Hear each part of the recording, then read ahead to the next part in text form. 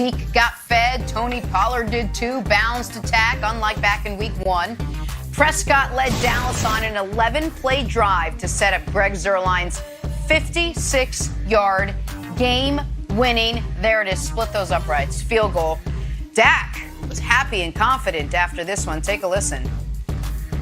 To be able to come out here and get a win, get a road win against a good team, I think it's special, and it's just a building block. It's the first win, as I said, of many, and it was hard to get. And credit to the guys on the other side. That was a fight, but our team stayed resilient, stayed committed to one another, and we're able to go get that win. Go get that win. A much more balanced attack this week for Mike McCarthy's Cowboys offense. Take this in. They racked up 435 yards of offense. Hey, Chris Broussard, how should we feel about the Cowboys through 2 games now? Well, there's a lot of good to take from it, and I get where Dak's coming from. For him to beat a team with a winning record was big because he had lost 10 of his last 12 games against teams with winning records. So that is a positive. The run game, as you saw from the stats, was a positive. Ezekiel Elliott looked good. Tony Pollard looked great. That's interesting to watch there because Tony Pollard looks better than Zeke right now. And Zeke looked solid yesterday, but Pollard looked special yesterday. But they did have the balance. I actually would have liked to have seen them throw it a little bit more, let Dak do his thing, but they were running it so well that they stuck with it, so I get it. But here's the thing, right? They don't look like a contender right now. They look like a team that can win the sorry NFC East, all right, and a team that can maybe win a playoff game, but not a team that's a threat to go to the Super Bowl. They could easily be 0-2. All right, it was good for them to get the win, but the Chargers had tons of self-inflicted wounds. 2 penalties on the Chargers that cost them touchdowns, literally cost them touchdowns. So the Chargers could have won that game, and then Dallas would be staring at 0-2. But it's good to learn from mistakes in a win better than learn from mistakes in a loss. So they're what I thought they were, Nick. Yeah, it only took 34 minutes, but Broussard finally got something right this morning. Tony Pollard's better than Zeke, and that's a problem for the Cowboys. It's good they have a legitimate quality NFL running back. It's bad that it's not the one on the $90 million contract. Tony Pollard was far better than Zeke yesterday, and Zeke was fine, but Pollard was clearly the better player. The Cowboys should feel good. They went on the road technically, even though that was a Cowboys home crowd, the way I said on Friday it would be, and got the win. And their defense held the Chargers to 17 points, but only, the defense was better, but not nearly as good as the points would suggest. A lot of long drives, some Herbert interceptions, some drives that stalled out. Broussard mentioned the 2 touchdowns that were taken off the board. So the Cowboys defense not quite as good as the final score might suggest. But they should feel good they got a win that I thought they were going to lose. I thought they were going to start the year 0-2. But the biggest story to me from this game, and what should make Cowboys fans the most anxious, is Mike McCarthy is clueless. Folks might think I'm too hard on coaches. Nobody can watch what the Cowboys did in the final 3:56 of this game. They got the ball with 3:56 and 2 timeouts, and they end up field goal range. Coach, it's a 56-yarder, and our kicker's got a bad back. Nope! No need to use a timeout. No need to try to get it closer. We're in field goal range.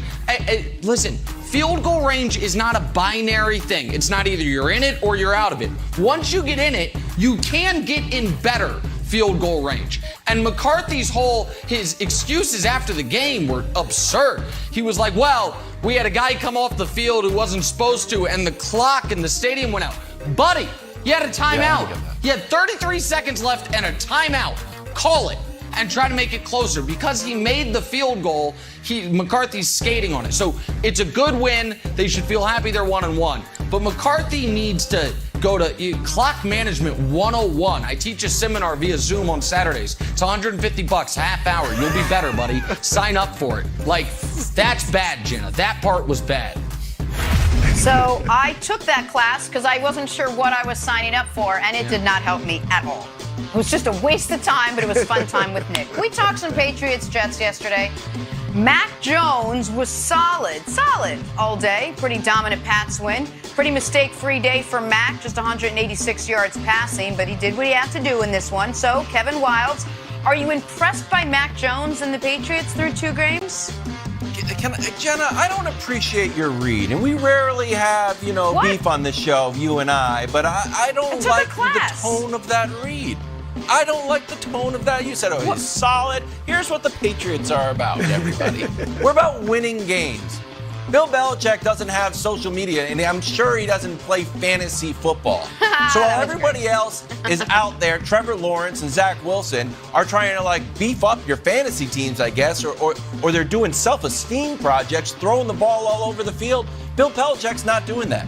You know how many interceptions Zach Wilson has thrown? Besides 4 yesterday, 5 total. How about old big neck Trevor Lawrence? He's also thrown 5 interceptions. How many has Mac Jones thrown? 0. Because Bill Belichick won't let him. Robert Saleh's Zach Wilson, he's got to learn to make smarter plays.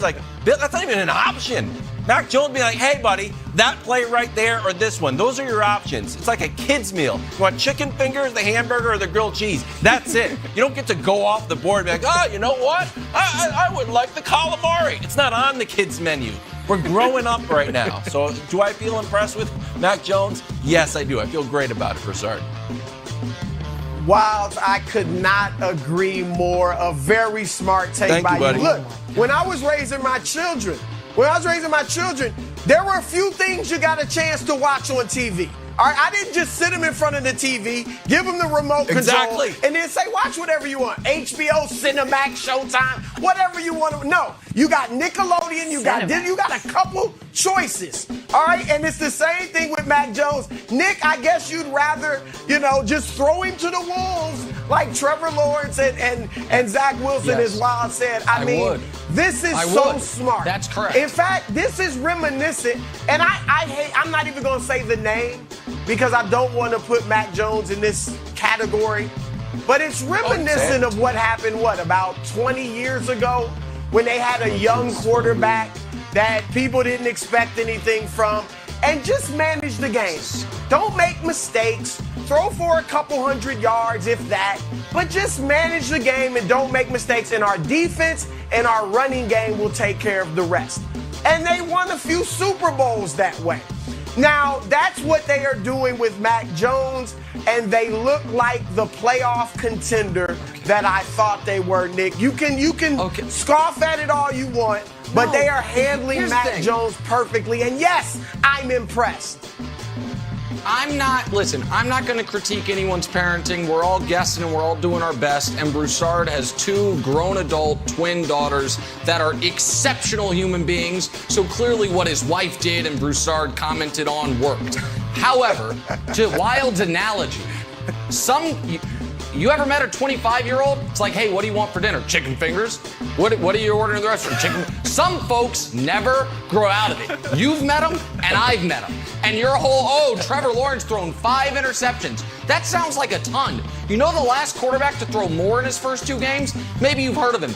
Peyton Manning. You know why? Because they were trying to let him grow. Well, yeah, number 1 pick of the draft, number 1 player out of high school. Seems actually pretty reasonable to compare Trevor Lawrence to Peyton Manning. Can we show Mac Jones what they're letting him do? They're not only are they making him order off the kids menu, they're cutting up his food for him and setting it in his mouth like a baby bird. He's week 1, he at least a few times pushed it downfield. Week 2, nope. Check. Now baby show me bird. my large neck son, Trevor Lawrence. Trevor Lawrence. Now, is there some red on there? gosh. Yeah, there is. But my guy is spraying it. My guy is Too like, much can I make this throw? Yep. Can I make this throw? Nope. So, hey, if your goal is simply to eke out wins, fine. That's the offense you should be running if you had signed Teddy Bridgewater. If your goal is to develop a quarterback, this is not the process for it. And it's like, the Patriots have such history developing quarterbacks. No, they don't. They got Tom Brady, and that's it. They didn't. And so this idea that this is the way to go about it, no. Yeah, it was pretty good. And if you believe that Brady would have stunk if he'd been asked to push the ball downfield, that's fine. But I will take the Trevor Lawrence learning as you go as opposed to the Mac Jones, Any day. who's going to be one of the 14-year-old kids that still needs training wheels on his bike. Because it's like, no, can't let him fall. Chiefs lost. God forbid a skin knee, Jenna. God forbid. Baby Bird, Mac Gradual Jones. growth, Baby Nick. Bird. Hey, can we talk some Jameis Winston? Took a step backwards yesterday after his 5-touchdown performance in Week 1. The quarterback came way back down, crashing back down to earth in Week 2. Boy, he struggled hard against the Panthers. No touchdowns, 2 picks. Panthers 26, Saints 7 was the final. Nobody eating W's yesterday. Here was Jameis after the L.